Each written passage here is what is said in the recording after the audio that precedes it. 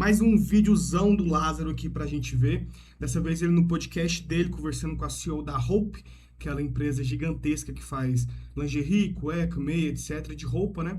Agora ela vai falar um pouco aqui a decisão mais corajosa e arriscada da história da Hope.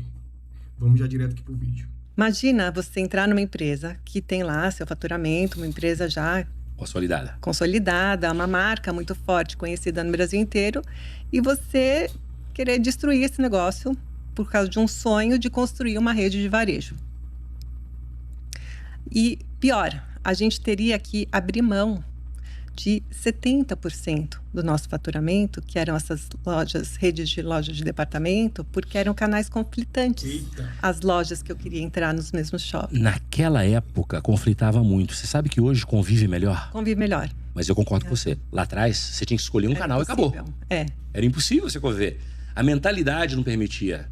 Hoje convive um pouco melhor, mas deve ter sido barra. E aí, como é que foi? E aí, olha só a coragem do empreendedor. Não só eu com essa mentalidade empreendedora, mas o meu pai também. Que aí, na época, separou dos irmãos. Eles ficaram com a marca masculina, que é a Mesh. E meu pai com a Hope. Levou a Hope para o Ceará, que é onde conseguiu ampliar a produção, ter mão de obra, ter também incentivos fiscais.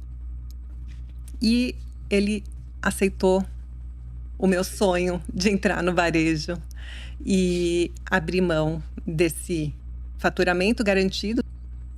Para quem não sabe, quando uma indústria ela vai entrar para o mercado de varejo, ela tem algumas vantagens, né? Primeiro, a margem dela aumenta, ela tem um lucro maior, etc.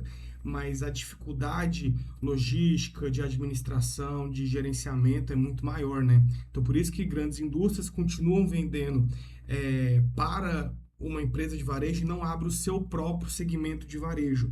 Elas preferem fazer essa venda direto para uma loja de departamento, por exemplo, e a loja vende para o consumidor final, em vez dela mesma abrir a sua própria loja e aí sim ela vender para o consumidor final direto, por causa dessa dificuldade de gerenciamento. Tem alguns setores que eu concordo 1000% com o que eles falaram, que hoje em dia já é mais normal, mas tem outros segmentos que ainda bate muita cabeça.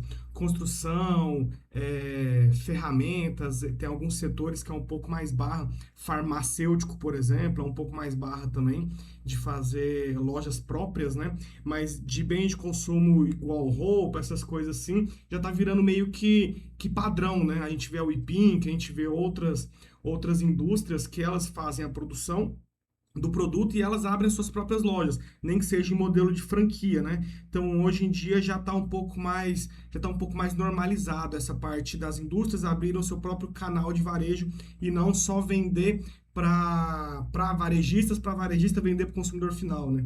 Que a gente tinha. Agora, quem em sã consciência, você teria coragem de abrir mão? Não, eu ia pedir vários estudos de viabilidade, rodar MVP primeiro de piloto numa região onde eu não tinha ninguém, para depois dar o tiro. E, sinceramente, o ponto de vista racional é, tá afim, filha? Então o negócio é o seguinte, vamos rodar o MVP aqui, vamos ver estudo de viabilidade. Você quer abrir? Não, nós vendemos pro Tocantins, não, então vamos botar uma loja lá primeiro que eu quero saber esse troço.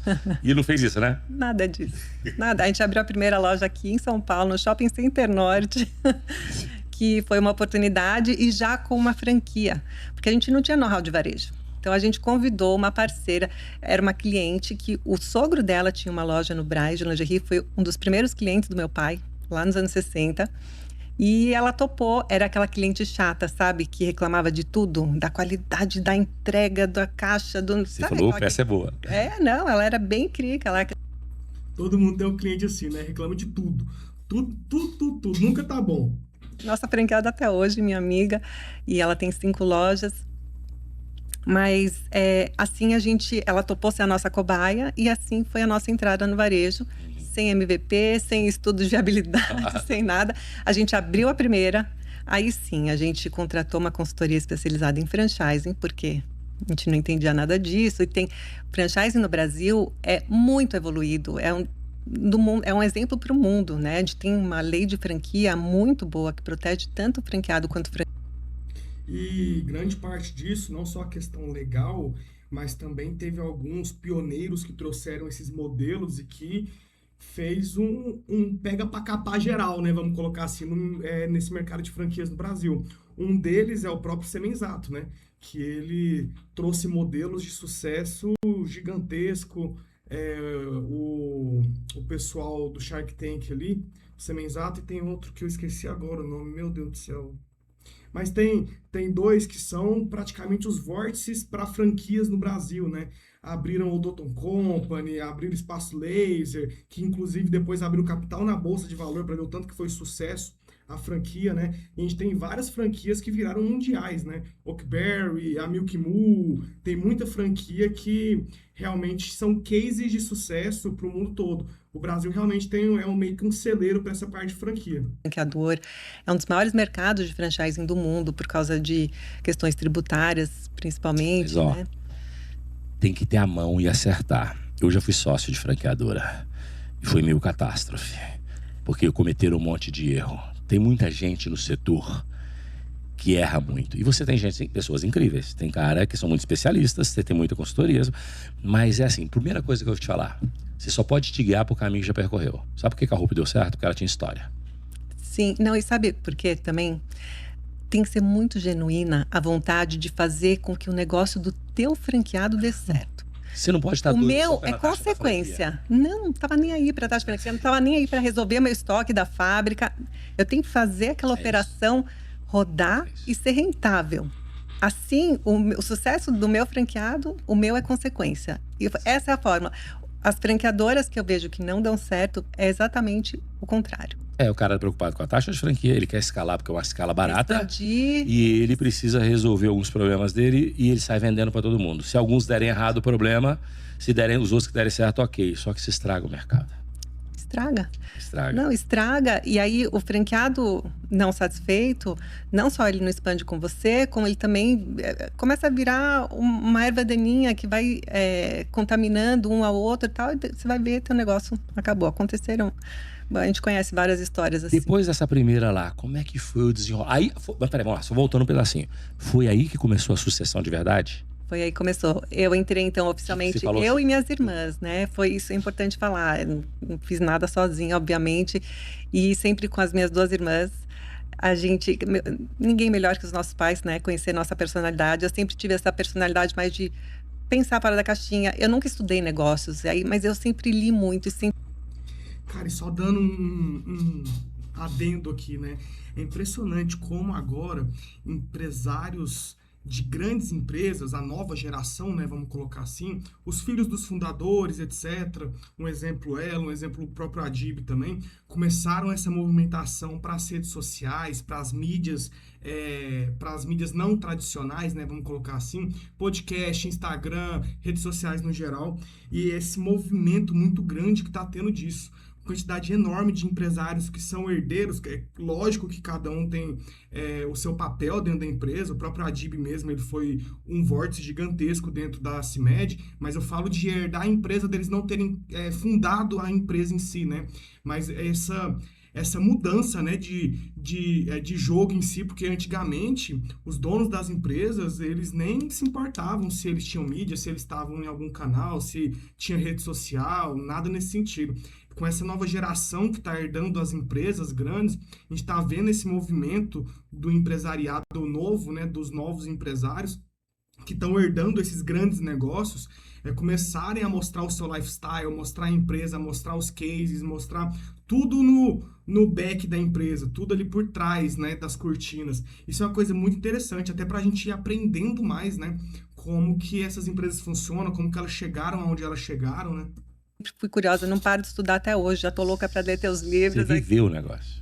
Vivi o negócio na prática, sempre buscando me aculturar, me informar e sempre com muito respaldo também, né? E eu tava tranquila que eu e minhas irmãs, nós somos muito complementares. Tem uma irmã que ela nasceu para cuidar do financeiro, jurídico, essa burocracia que para mim é uma chatice. Não tô nem aí também, é meio que o perfil do meu pai também, não tô nem aí pro dinheiro. Dinheiro é consequência. A minha outra irmã, ela se adequou perfeito, ela é mais carismática e ela é bem vendedora, mais parecida com você, assim, e ela faz todo o atendimento. Os nossos clientes multimarcas ainda são um canal muito importante pra gente, né? Como hoje você convive, né? E hoje eles convivem.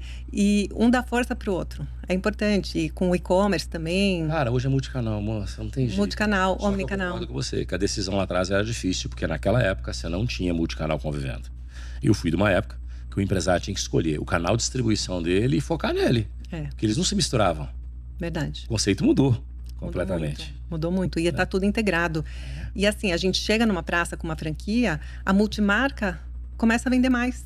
Porque a marca fica mais forte, né? E o e-commerce na região também começa a vender mais. Então, é uma rede de prosperidade. Eu sempre falo assim, por isso que eu sou tão fã de franquia. E eu sou fã de franquia também porque o franqueado é dono. Você muda as vidas das pessoas. Você muda a vida das pessoas, você dá a oportunidade da pessoa empreender com o mesmo sonho de esperança, né? No nosso caso, Hope, que a gente... Eu vou levar ali uma palavra que pode ser um pouco dura, mas ela é verdade. Hell or heaven together. Se você quer um cara comprometido com você, ele tem que estar no céu ou no inferno. E o franqueado, ele tá com o dinheiro dele, com o tempo dele, com a capacidade intelectual dele. E se der errado, ele se ferra também. É muito diferente do CLT.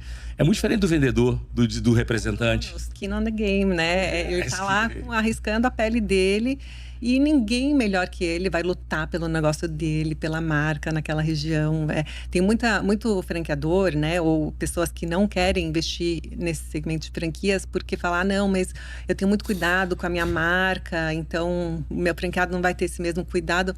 Imagina, ele vai cuidar melhor que você. Talvez não do jeito que você cuidaria, mas você tem que ter esse desprendimento se você quer crescer. Para tudo na vida, né? Quem quer escalar uma empresa precisa contratar executivos, pessoas que consigam. Não vai fazer do jeito que você faria, mas vai fazer do jeito dele, mas. Eu falo que em 2020 eu entrei numa rede de clínica odontológica, só clínica própria. Eu tenho ela ainda. E com a ideia de franquear, montamos uma franqueadora. Só que, Lázaro, por que você não fez? Porque na época, eu fiz um post no Instagram e falei assim, quem quer ser franqueado meu, apareceu uma fila gigante, nós fomos selecionar. Eu não achei nenhum qualificado dentro dos meus critérios. Por exemplo, eu achei um marido que queria um bom serviço para a mulher. Aí vamos montar uma rede clínica odontológica. Eu achei um cara que queria diversificar o canal dele, mas ele era dono transportador e ele queria ser dono de clínica odontológica. Não orna, não tem a menor condição. Eu achei um dentista que não entendia nada de gestão, não tinha R$1 que ele ia alienar a casa dele para botar para ter uma franquia. Aí eu falei, cara, esse negócio vai dar errado, eu vou me sentir mal. E eu não preciso disso. Aí a gente congelou. Quando eu vejo franqueadoras como você de muito sucesso, você vai voltar ainda que você entrou às 3. E depois eu quero que você dedica para essa turma. Como é que faz para ter o sucesso, o passo a passo, para quem quer ter uma estrutura igual a sua, que não é só franquia, é multicanal. Você também tem loja própria? Poucas, mas tem. Mas você também tem que conviver, porque eu lembro que você falou isso no podcast lá, aquele dia que a gente estava junto. Que você mescla tudo isso. Qual o segredo para ter tudo isso? Mas, voltando, vocês 3 entraram cada um numa área. E a sua especificamente hoje, sua cadeira? Ou da época já era? Não, na época já era. E eu sempre fui... Eu comecei na Hope um reposicionamento. Lembra que eu te falei que não era a marca que eu usava e nem que desejava e nem queria trabalhar. Então eu falei, vou transformar... Cara, é muito interessante essa visão das franquias, né? E fala aqui nos comentários o que você acha de franquia, se já teve alguma experiência boa com franquia, alguma experiência ruim também. Minha experiência pessoal, já fui franqueado de algumas marcas, todas as marcas que eu entrei até agora não eram dessas gigantescas, que tem que colocar muito capital, mas eu só quebrei a cara até agora em questão de franquia. É muito engessado, tem taxa para tudo, taxa de marketing, taxa de franquia, tudo em cima do percentual que você fatura, não em cima do lucro. Você tem restrições dos mais diversos modos e tal. Então até agora sim eu não me achei em questão de franquia, não consegui ter franquias ainda, só empresa própria mesmo. Mas me fala aqui nos comentários o que vocês acham de franquia, se você já teve alguma experiência com franquia. Ficando por aqui, até o próximo vídeo. Valeu, falou e tchau.